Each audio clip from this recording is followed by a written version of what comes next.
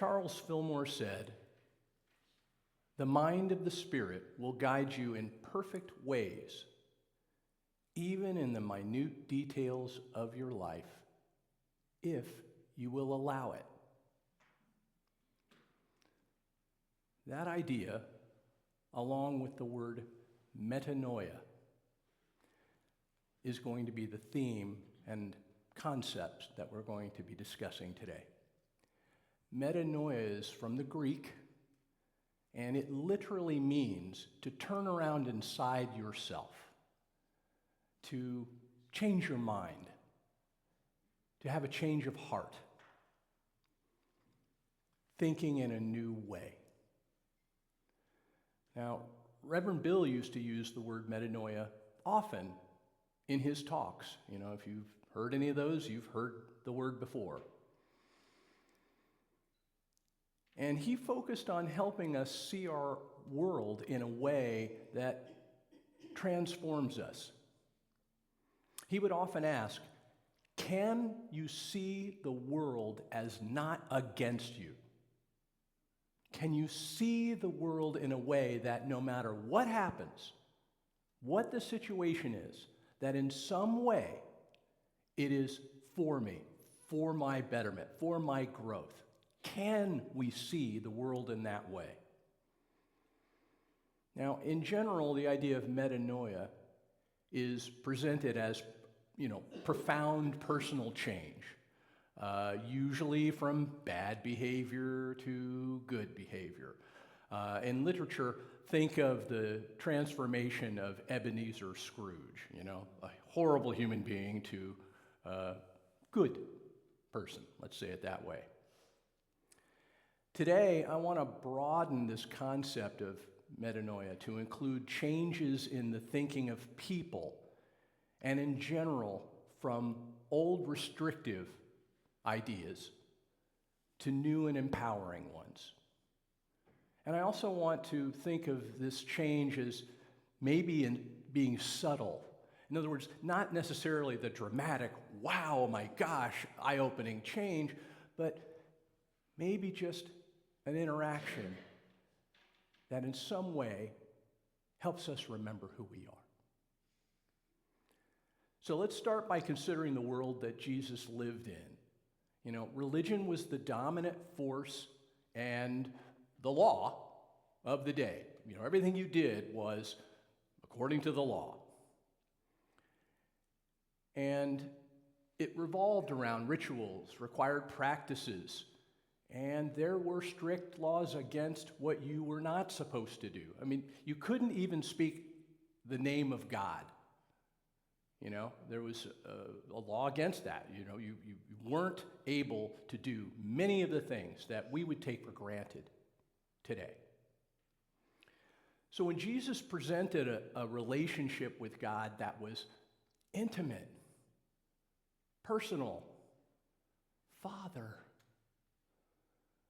when he told us to pray, our Father, when he presented the idea that we are all children of God. These ideas turned the hierarchy on its head. With Jesus, God wasn't far away and distant. The temple of heaven is within us. We don't have to hate our enemies. We should love our enemies. And if there was really one statement that he made that was really what hit the keepers of the law the hardest, it was when he said, the Sabbath was made for man and not man for the Sabbath. This idea took control away from the established authority, putting it squarely in our hands. It is proclaiming that we choose whether or not we accept and follow rules of religion, ideas of religion, or we choose not to. That we get to feel and experience this in the way that makes sense to us. And it's often said, the language of your heart. Essentially, that's what he was telling us. The language of your heart should be your driving force.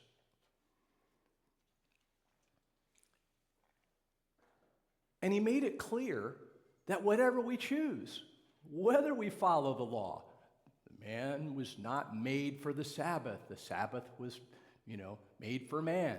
If we choose to be different and do things differently, guess what? We're still forgiven.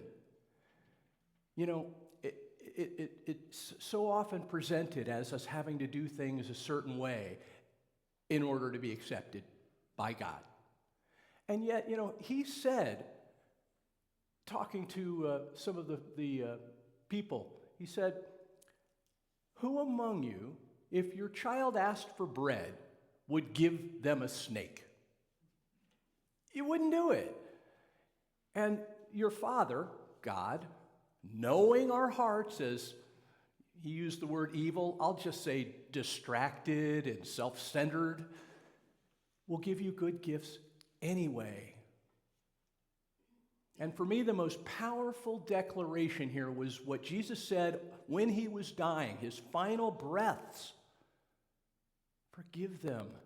They know not what they do." He didn't place any requirements.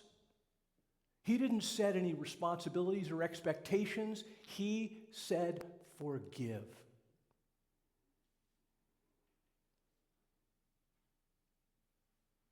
This new way of thinking and new ideas was revolutionary, transformed the world as we know it today. But it wasn't very long, only a few hundred years after he passed, that the controlling ideas of human beings decided, wait a minute, we've got to set down some rules, some regulations, some requirements.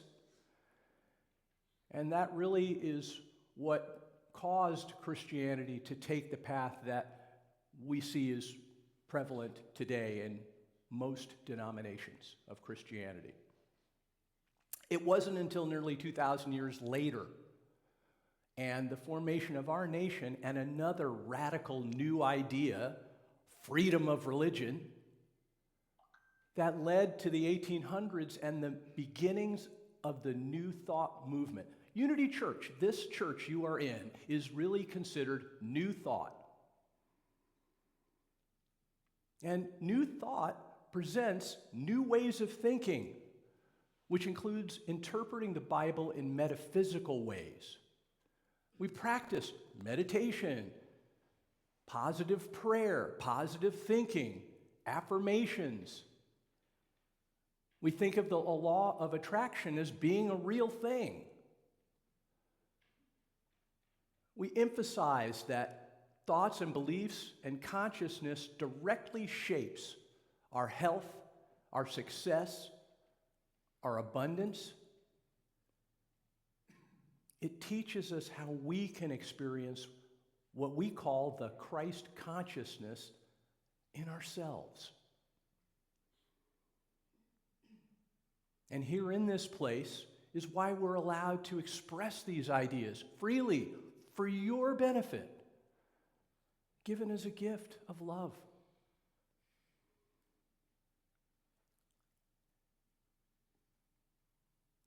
And, at this point, I want to appreciate something that Vicky Spray said in one of her talks relatively recently. Now, I'm paraphrasing her, but in essence, what she said was, with passion, Jesus, I took him back.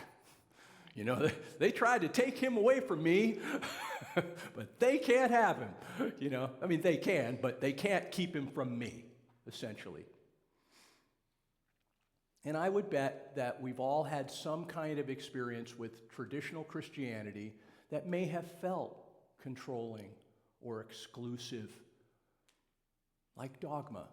That's a term we come to know because it's no, if you don't do it exactly like this, well, you've got free will, but there will be consequences.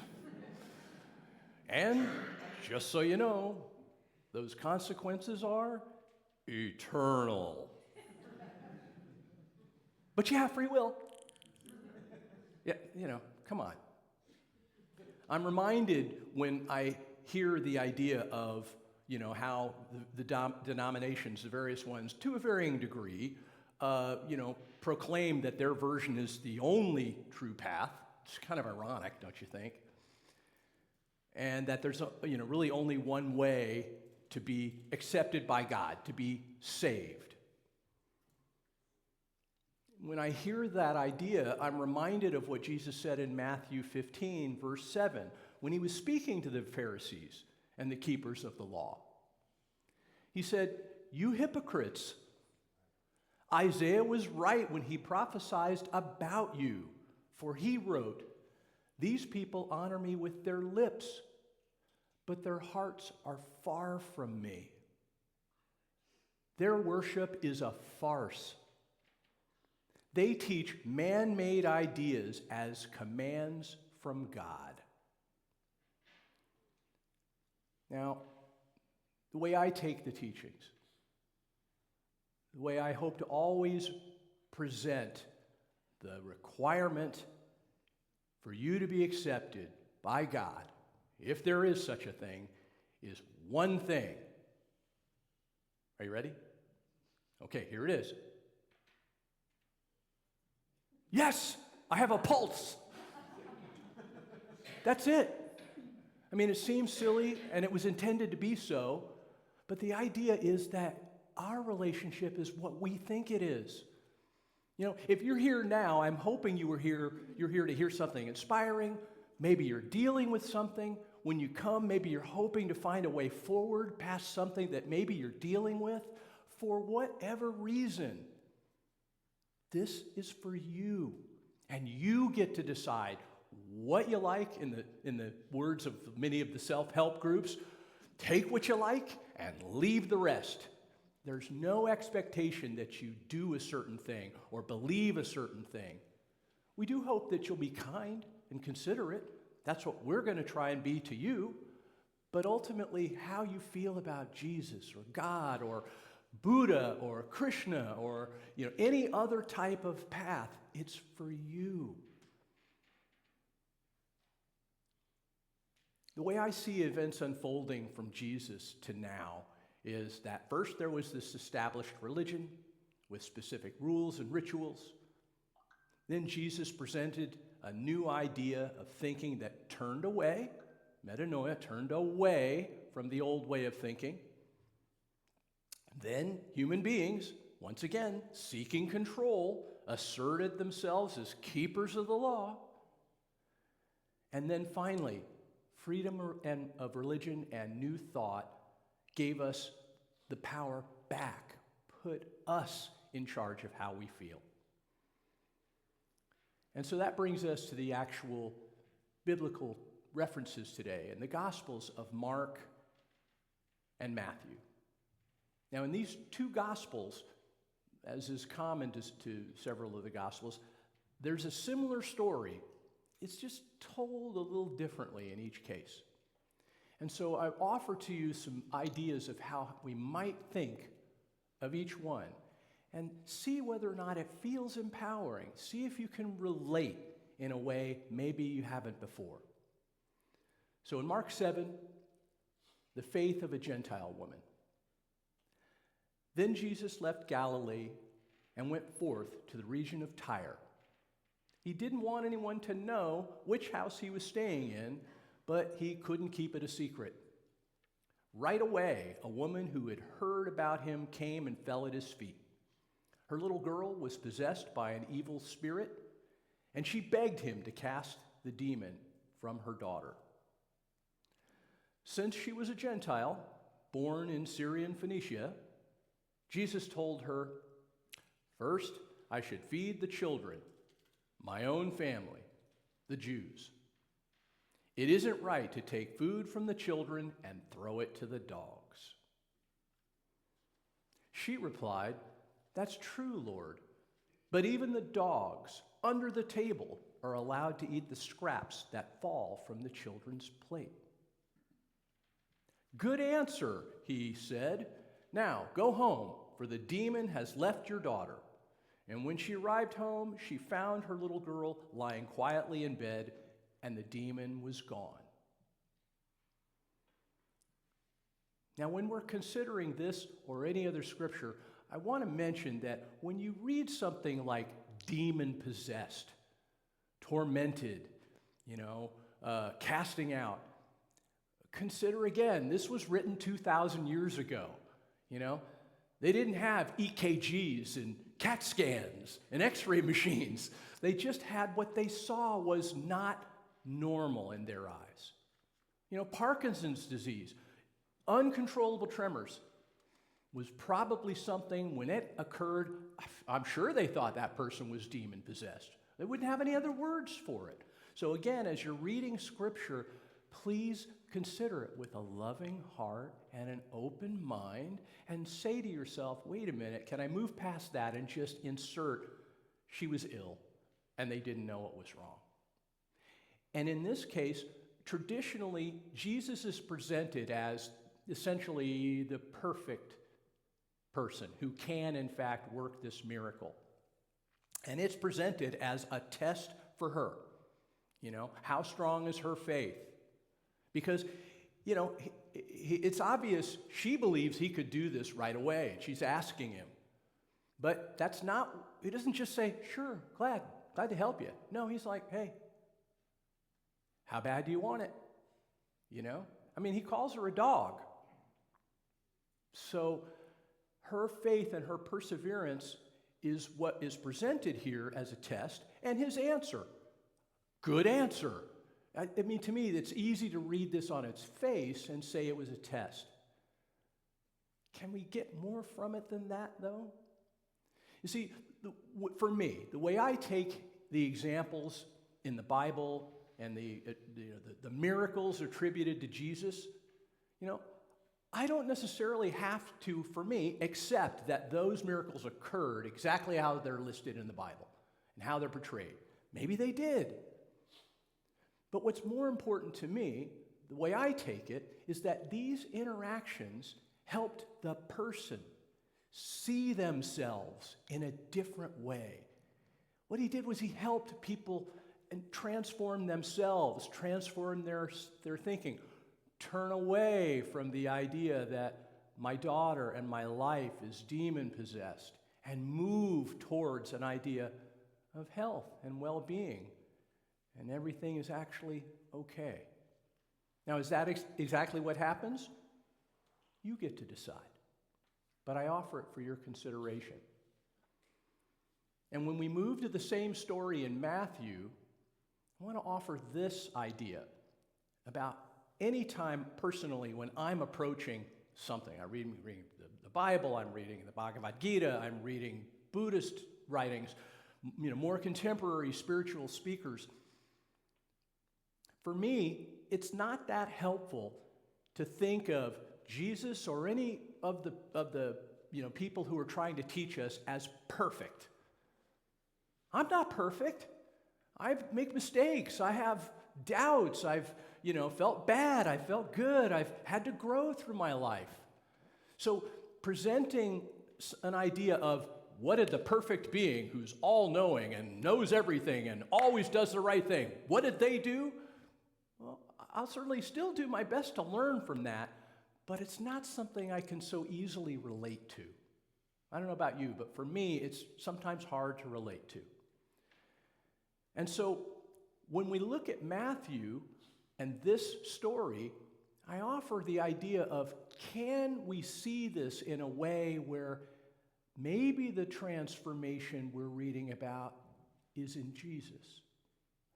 Maybe, just maybe, I can see how I myself might be in this position and how the circumstance might help me remember who I am. And with that, Matthew 15 and the faith of a Gentile woman. Then Jesus left Galilee and went forth to the region of Tyre and Sidon. A Gentile woman who lived there came to him, pleading, "Have mercy on me, O Lord, Son of David, for my daughter is possessed by a demon that torments her severely." But Jesus gave her no reply, not even a word. And then his disciples urged him to send her away. "Tell her to go away," they said. "She is bothering us with all her begging." I mean, how dare she? I added that. Then Jesus said to the woman, "I was sent only to help God's lost sheep, the people of Israel." But she came and worshiped him, pleading again, "Lord, help me." Jesus responded, "It isn't right to take food from the children and throw it to the dogs." She replied, "That's true, Lord, but even dogs are allowed to eat the scraps that fall beneath their master's table." "Dear woman," Jesus said to her, "your faith is great. Your request is granted." And her daughter was instantly healed. Now, in this telling, and from this perspective, I can certainly see times when I myself have been doing something and I've been interrupted and I don't like it. Have you ever had a discussion or argument with someone and you're sure that you're right?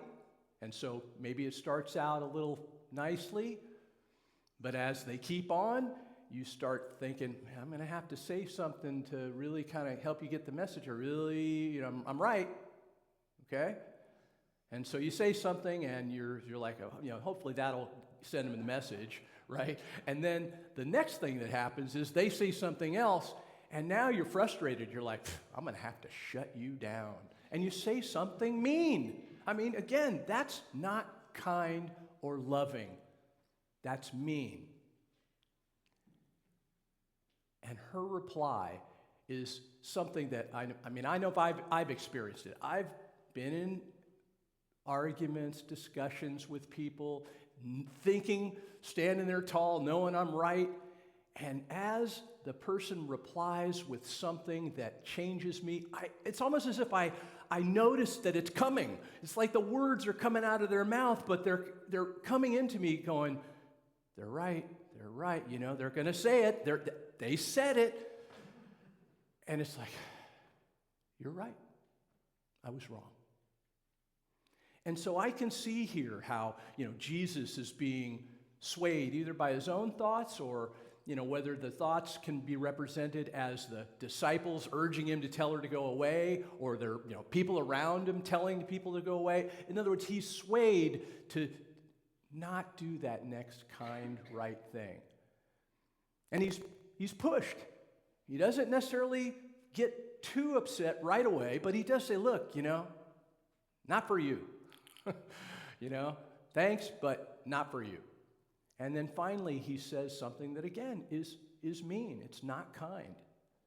And her response, when I read this, I see myself, or I see Jesus, myself in Jesus as an example. Again, relating to this story, I see, "Look, I told you to go away. Do I have to be mean? I guess I have to be mean. All right, I'm going to be mean." And her response takes me from the position of being right to my face softening, his face softening. "Dear woman, your faith is great. Your request is granted." And I'll add, "Thank you for helping me remember who I am." See, when we're considering this new thinking and these new ideas, they can definitely help us. Just as Charles Fillmore said, the Spirit can guide us in perfect ways if we allow it. But there's still one piece missing for us to truly understand and recognize what we really need to do to be able to turn around our thinking, to allow Spirit to guide us, we need to understand the source of our anger, the source of our upset, the source of our feelings and emotions. And so I'll close with a Zen Buddhist story called The Parable of the Empty Boat. A monk, wishing to meditate away from others, takes a boat and goes to the middle of a lake. He closes his eyes and begins to meditate. After a few hours of uninterrupted silence, he suddenly feels and hears a bumping of another boat hitting his. He keeps on with his practice with his eyes still closed, slightly disturbed, though, by the interruption of silence. Then he feels the bump again, and now his thoughts race. An irritation stirs within him.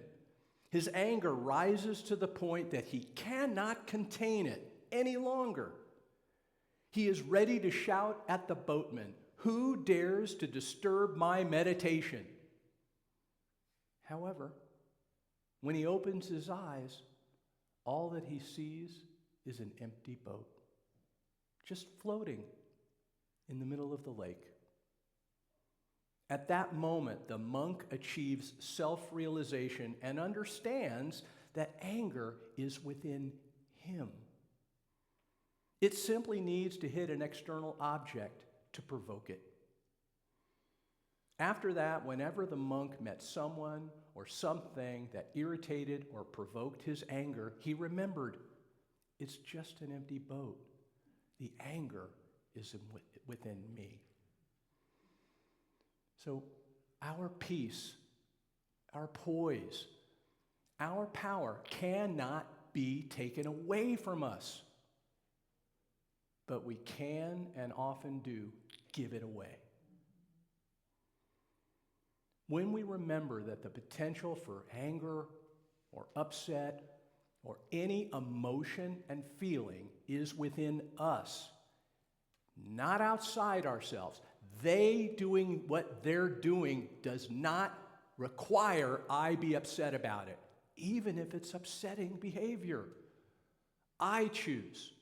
And I can either allow myself to be suffering and upset, or I can choose to maintain my poise, my peace, my joy. But it is my choice.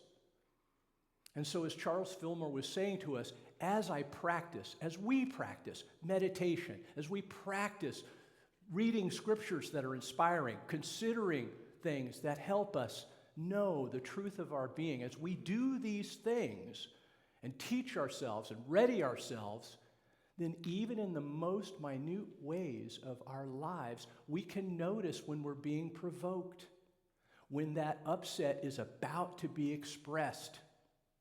And then, when we notice it, we can turn away from the behavior that would be upsetting and move and change towards behavior that's helpful.